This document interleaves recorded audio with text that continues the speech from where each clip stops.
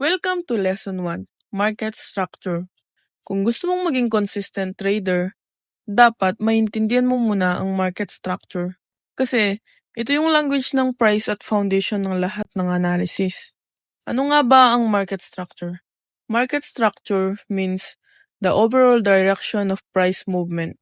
Sa madaling salita, saan ba talaga papunta ang market? Pataas, pababa, o sideways? In trading, uptrend, downtrend, or range. Or pwede rin, tinatawag din nila itong consolidation. Uptrend, when price creates higher highs and higher lows, buyers are in control. Ibig sabihin, nasa uptrend ang market. Kaya ang focus mo dito, look for buying opportunities. Ang downtrend naman ay kabaligtaran lang ng uptrend. If price is forming lower highs and lower lows, sellers are in control. Ito ang tinatawag na downtrend. Dito naman mas safe maghanap ng selling opportunities.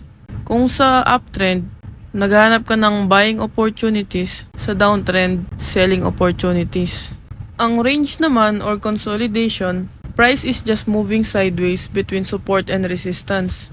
Meaning, hindi siya nagbe-break ng high at hindi rin siya nagbe-break ng low. Yan ang range or consolidation.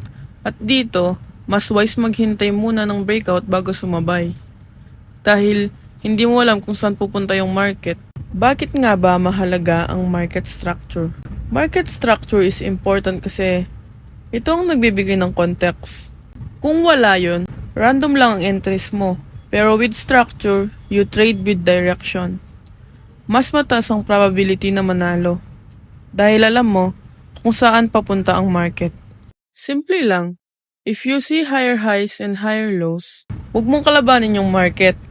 Maghanap ka lang ng buy. Dahil kapag nagkikreate ng higher highs at higher lows ang market, papunta lang ito sa taas. Kapag naman nagkikreate siya ng lower highs at lower lows, maghanap ka lang ng sell. At kung range, be patient. Maghintay ka lang ng breakout dahil hindi mo alam kung saan papunta ang market. Always remember na market structure is the foundation of trading. Kapag master mo ito, mas madali na maintindihan lahat ng strategies like support and resistance, supply and demand at pati ICT concepts at marami pang iba.